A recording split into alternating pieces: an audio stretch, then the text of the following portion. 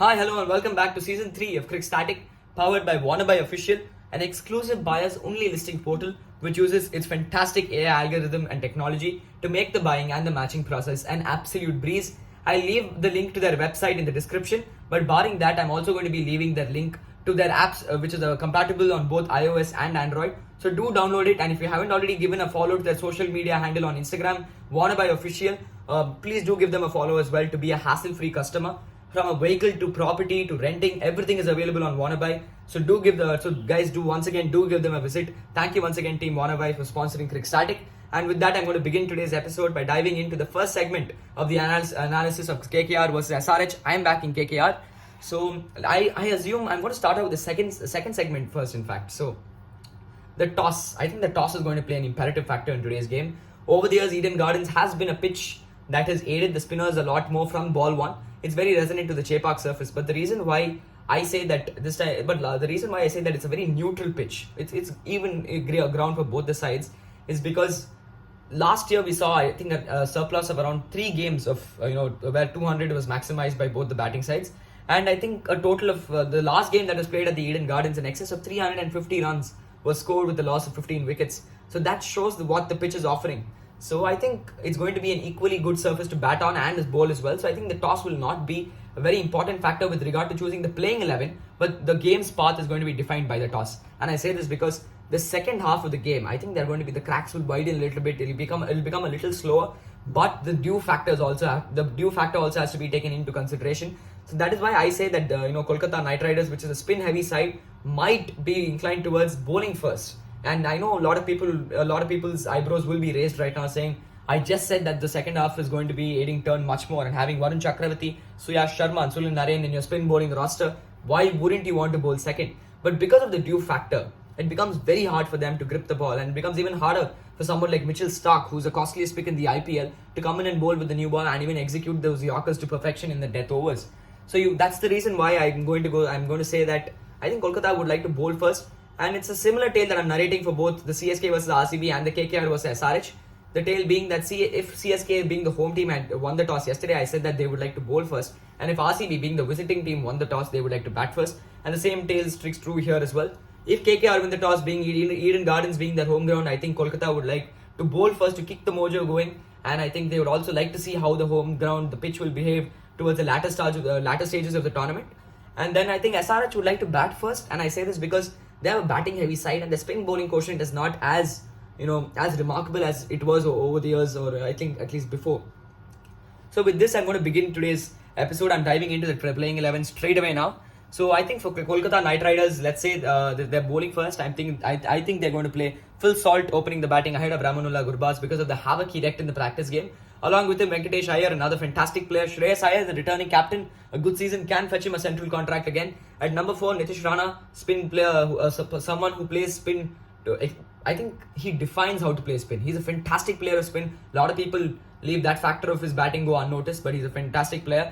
Then you have Rinku Singh, another player who I rate very, very, very highly. In fact, I'm a huge fan of Rinku Singh. Not only his finishing prowess, but the way he can steer the ship if required. I saw him do that versus South Africa. So I know Rinku Singh has got the pedigree to bat at 5. At 6, I'm going to play the returning Dre Russ, someone who's in some red hot form. He rediscovered his mojo in the Australia T20s, not only with the ball but also with the bat. He's clocking 140 now, overcame a lot of hurdles with regard to his fitness, and also bats extremely well now. So Dre Russ there, and then I'm playing Sunil Narine at number 7. Someone who's constantly rejuvenated his bowling style to come back and bowl at different stages of the game, and also has the pedigree to turn it both directions now. So I think Sunil Narine only is going to add to the pedigree of this lineup.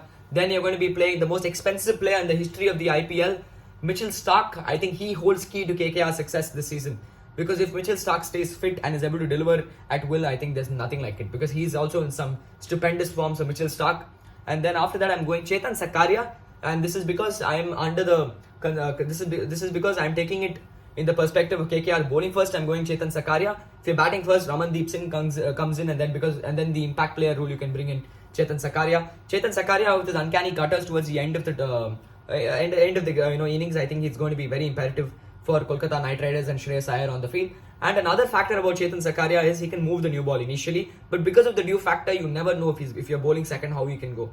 And then after that, I'm going Varun Chakravarti. I'm a huge admirer of Varun Chakravarti. He's another player who I feel is very close to Ashwin when it comes to mystery. He's always got that element of mystery. You don't know which way it's going to turn. His leg spinner and carom ball look very similar, so you never know. Then I'm playing Vaibhav Arora. I rate him very highly. A highly skilled bowler, someone who I see playing for the country in the span of 2 years probably, and he's a huge swinger of the ball. I think that's going to add to Eden Gardens roster if there's going to be a little bit of swing. Now coming on to the Sunrisers Hyderabad 11. Very interesting 11. I'm opening with Abhishek Sharma. I have a lot of respect for Abhishek Sharma. Along with him, the World Cup winning hero Travis Head.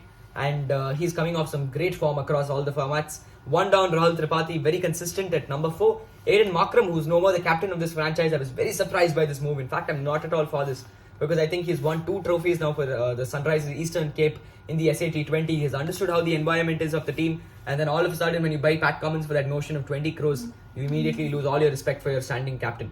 And then you have Henrik Klaassen, one of the players who plays spin to an unparalleled level of finesse. So I'm playing Henrik Klaassen. Then I'm playing Abdul Samad, who might be an impact option, who might be replaced by an impact option. He's going to give you that finishing prowess, what he did to Sandeep Sharma, who bowled an over after last delivery, we all remember. And then along with Abdul Samad, I'm going to be playing Washington Sundar. Another player, he is going to be the imperative factor for Sunrisers Hyderabad. Out of all your options, Washington Sundar is going to be your important option. He has to come in at the death, probably the 16th or 20th over. That's the ideal entry point for Sundar, and strike those 3 sixes every game consistently. He's got to take the new ball if required and try to regulate the run scoring. And he also has to somehow come in at the death overs and bowl 1 over, because it forces you to do so in this lineup. Then Captain Pat Cummins. The way Pat Cummins goes, another very, very, very crux player in this lineup. He's also going to define the game path. So I'm playing Pat Cummins. Then it comes down to Umran Malik. Without Dale Steyn this time in the bowling management, he's taken a year off.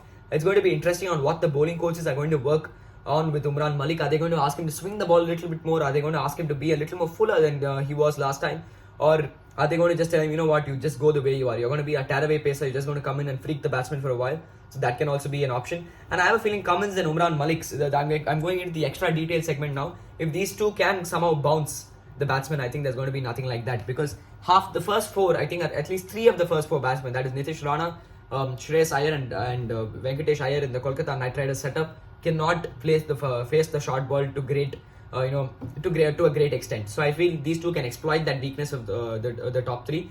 Then I'm going for Bhuvaneshwar Kumar. I still feel Bhuvaneshwar Kumar has got it in him to cement a spot in this T20 World Cup. And I say this because you don't know how the pitches are going to play out in West Indies and USA. If there's going to be a swing, there's no one else better than the king of swing, Bhuvaneshwar Kumar. So I'm playing Bhuvaneshwar Kumar, and 11 I'm playing T. Natarajan. And no questions asked. This time he's a multifaceted bowler. He can take the new ball. I saw him do it in the Vijay Hazare semi-final. He was getting the ball to outswing at will. He's hitting the right lengths as well now. He's not only that bowler who comes in and bowls the Yorkers. And I think that change came about after MS Dhoni told him that you cannot be bowling the Yorker every ball, or else the batsman is going to stand back and convert it into a half volley, or he's going to come forward and take you over the fence. So these are my 11s, and I've already briefed upon the toss. So now I'm going to come on to the pitch conditions. Over the years, I think the Eden Garden surface has been highly spin aiding. And I think, rightfully so, because the spin roster in Kolkata Knight Riders over the years have been fantastic. Even this year's, it's even better, in fact, because you have an experienced Surya Sharma who's coming off a fantastic Syed Mushtaq Ali trophy as well. So this time I have a feeling Kolkata Knight Riders might use a Gambhir gambit and make the pitch a little aiding for the fast bowlers, because let's not forget, if the pitch is too slow, then it becomes easy to face Mitchell Starc and Vaibhav Arora. And I think another thing that might go in their favour is that Chetan Sakaria, towards the death overs, can exploit the slowness of the surface, because inevitably how much ever you curate or doctor the pitch, towards the end it's going to slow down. So I think Chetan Sakaria, that's why I think they might be focusing a little more, they might be giving a little more poignant focus towards the fast bowling instead of the spin bowling. And I think SRH will be left a little flummoxed because of that, because they're in the readiness of a fantastic spin bowling lineup, but I don't think they're ready for what I think the 3 fast bowlers bring onto the table from Kolkata Knight Riders. And yeah, so as I said, I think it's going to be a high scoring game for both the sides, until and unless I think the spinners from Kolkata Knight Riders choke the SRH batsmen, because Sunil Narine and Varun Chakravarti, to hit them at will is extremely hard. But I still feel it's going to be at least a game where the whichever side bats first is going to cross at least 160 or 170. And I think Kolkata should be able to chase it down. But okay, at the end of the day, the result is going to go in Kolkata's favour. I'm not going to try and predict the outcome as a whole on which team is going to score how much, but I'm going to give you an overall result that Kolkata is going to win this game. And now coming on to the last segment of the show, and I've removed the Dream 11 segment from the show now. I've got a more enthralling and a more audience engrossing segment now added to the show. who will be the highest scorer of this game. Kolkata Knight Riders versus Sunrisers Hyderabad.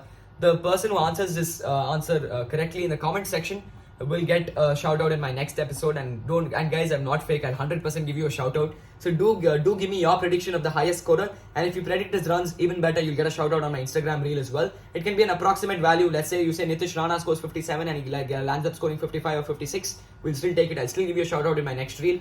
So once again, thank you all for tuning into this episode. I hope you enjoyed. I hope you had a good time.